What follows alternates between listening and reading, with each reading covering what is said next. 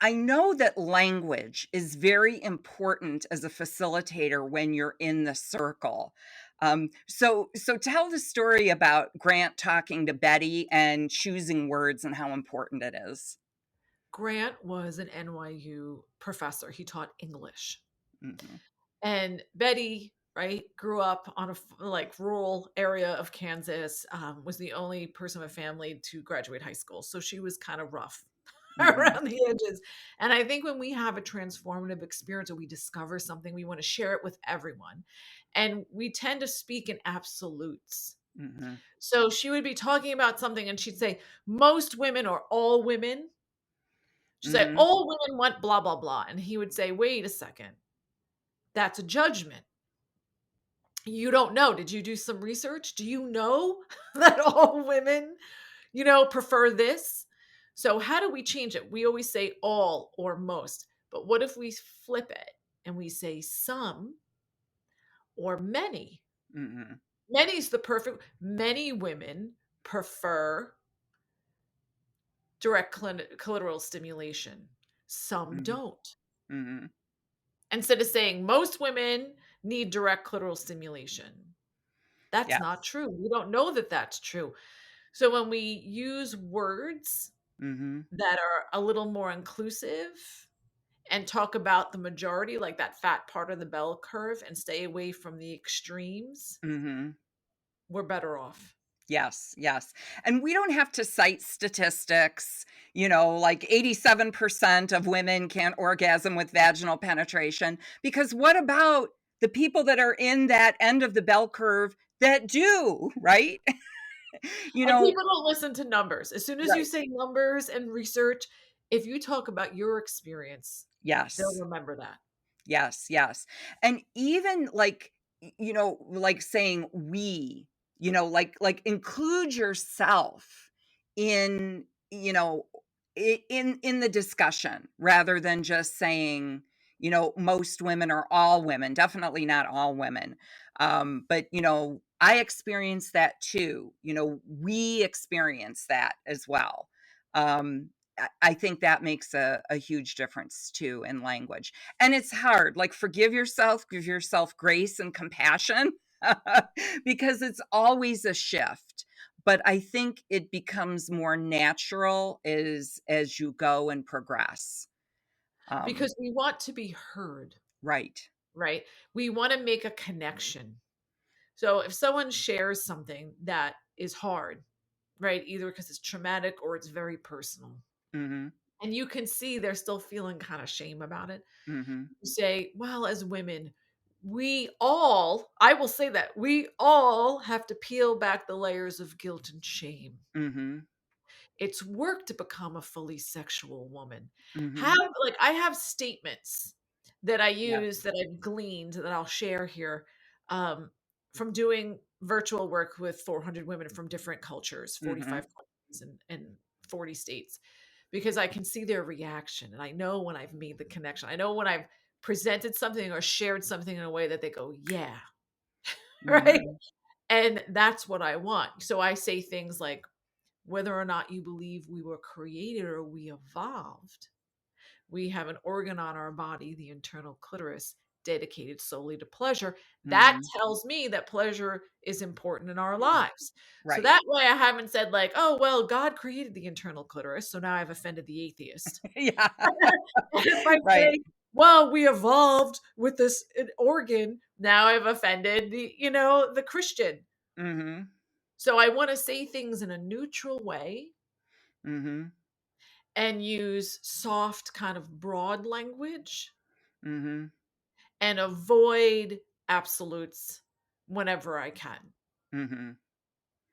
Yes, yes, that's important.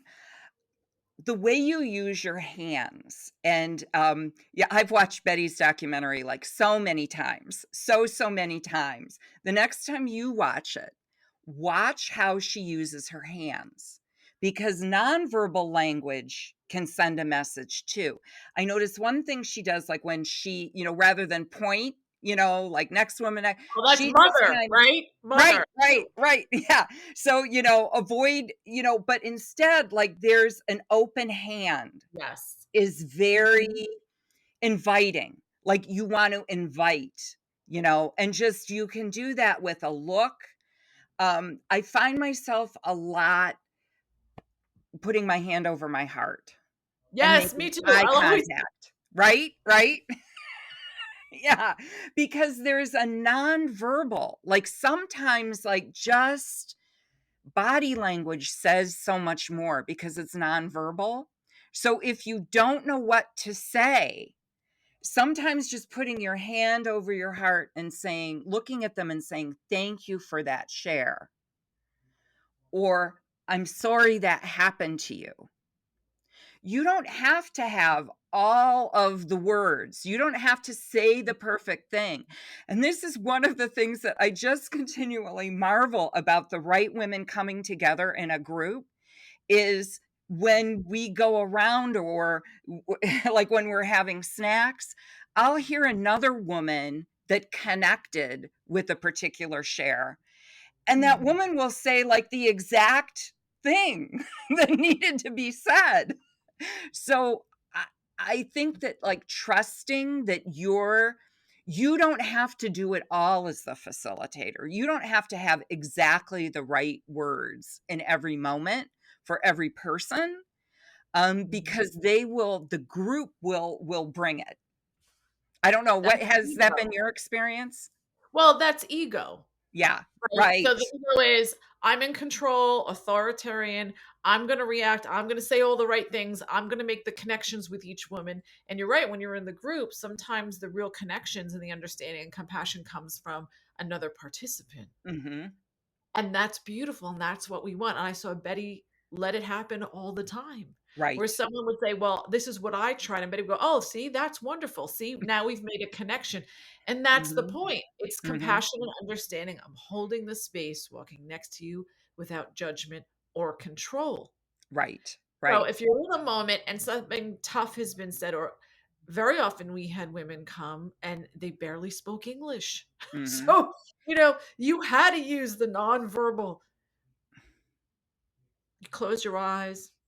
Mhm. Yeah.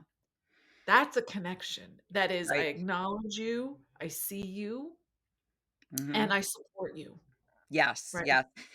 And I noticed you bow your head too. Oh, That namaste, I will. right, right. Yeah, I mean, that is important. When you put your hand and you close your eyes and you bow your head, that's a sign of respect. So, there are so many nonverbal ways that we communicate. Like, like sitting there like this, while somebody shares, Is it different than sitting open. right. Sit open. And open hands, you're really open legs, open hands, open heart. Um, so that way you're ready to receive what's there. And then we can reframe language too in the moment, Mhm. because very often women will come and they beat themselves up. Yes. And they'll go, "Well, I'm working as a sex worker. I'm just a whore." And I'll say, "Well, language is important. What we hear is important. How we perceive ourselves in our minds is important because we are what we create." Mhm. So I'll Right. say, "You're a sacred prostitute. You're willing to engage and connect with people on an intimate level that they're not even connecting with their partners." Like Mhm. that, to be able to do that work to me is sacred. And I Yes. consider myself a sex worker. Mhm. You take those moments to go, wait a second, or, I'm always so needy, or I always, very often with body image, Mhm. you'll hear, well, I always ate too much and I always, couldn't put the cookies down. And Yeah. it's like cookies taste good. Right. And there are so many other reasons that determine what our body is comfortable, the size that, right now I think you're beautiful. Mhm. I'm not going to let you blame yourself. I ate cookies when I was a kid. Yeah. Don't we all deserve to eat cookies? Right. you know, when, when we can reframe it. in a Mhm. moment, and I think there's something powerful because we're all sitting in our own seat, Mhm. right? And so I am sitting by myself, I'm representing myself, and I'm sharing. Yes. Yes. Yes. I love the idea of reframing when women blame or criticize themselves because it gives them new language. Like, they're probably saying what they've heard, at least from one other person, probably a parent, Usually uh, the mother. a lover, right, right, right, or a partner, and, giving them that new language can be a revelation because they've taken those words and they've made them self-talk, and so giving them another example of how to reframe is so important. I remember, a woman in a circle was talking about herself. She goes, "Oh, well, after my child, I, breastfed for a long time and my boobs are this or that." And I I don't know, I just said it. I just looked up like, "Yeah, sorry, still hot, Yeah. still attractive, still beautiful." You know? Um, and when I'm with clients, sometimes they'll be talking about partners, our obsession with finding this Oxford Rhodes Scholar with a 7-inch penis that knows how to Mhm, service us, or vice versa, an Oxford Rhodes Scholar with the perfect vulva that will connect to us and support us and help us explore our bodies, right? And I always will say to them, I'll say, I'm 50, been around the block, I'm divorced, remarried, slew of relationships. And can I tell you something? I think you're the most interesting person you're ever going to meet. right, right. I'm the most interesting person that I'm ever going to meet. Mhm, And they'll look at me and I'm like, you're looking for something that's not there. So sometimes in those moments, mhm, we can say something like that to help them reframe and basically mhm, building them up. You will have women you work with, alone or in groups, people that come to your circles, and sometimes they're not ready, or they're living out that relationship they had with their mother because you'll take that mother role. I mean, mhm. really, you're teaching them about their bodies. They're nude. It's kind of like we're babies again, Right. We're looking at vulvas and so sometimes clients or women would come in, and of course they're not going to attack Betty. She's the icon. She's got white hair, Mhm, and Betty could never hear half what was going on, so she never reacted. So sometimes they would be critical and mhm, hypercritical, and they would criticize things about my physical body. So it would be like, "Oh, braids in your hair, that's interesting," or they'd say little comments about my mhm, C-section scar, and I knew where it came from. mhm, It comes from this place of fear and insecurity, and that very often the relationship we have with our mother is she mhm. says something nasty, we say something nasty, and it keeps on going. Yes. I would always break that cycle, and I would say, "Oh yeah, I like braids," or "Oh yeah, I had a C-section." Very kind of matter of fact, not getting under my skin. Mhm, And I think that's true when we don't have a reaction. We don't react to their trauma. We don't react to them saying little things or undermining. We just, here it is. I'm holding the space. This is the experience. mhm, We're going to explore pleasure. You've never had this experience with a group of people you just met. You have to take something from it. That's the attitude we have, right? right. Um, we're planting seeds. Mhm, Don't react. Don't take mhm. the bait. That is the healing. And very Yes. often the women after the fact would say, Carlin, I'm sorry. I was Mhm. really mean to you. Or sometimes I would answer the door naked and they'd look you up and down. It's hard not to take, like, you're like, oh, but keep the smile on. That's their repression. They're in their process, and we're here to hold the space. I can take it. I Yes. love myself enough, and I'm grounded in my orgasm. I know Mhm, who I am. I can take it. So when we don't react and we don't do, because they're poking because they want the reaction, because then the reaction gets nasty and then they have permission to leave mhm, or act out, right? And mhm. stymies the whole thing. So it's kind of like let it fall, brush it right off, let it wash over you and understand where it comes from. It comes from fear. Right, right. And in the body sex space, we're asking women to be vulnerable. And that's hard. That's hard. So sometimes verbally, like words come out because they're armoring themselves, right? They're about to take their clothes off or they have taken their clothes off. So a way that we armor is with words. And of course, as a facilitator, they're going to be directed at you. So I will say very often, I remember once Mhm, a woman was really competing with me because she was also an attorney, and mhm, she was asking about the firms, and I'm so outside of that world now that I really was forgetting, and she goes, "Don't you remember who you clerked with?" And I'm like, "You know, to tell you the truth, it's like another life, and mhm, I haven't retained any of it." And as she kept on going, I just looked at her and I said, "You know, I don't compete, especially with other women, mhm. because I'd much rather be your friend." Yes. And it Yeah. took all of it out.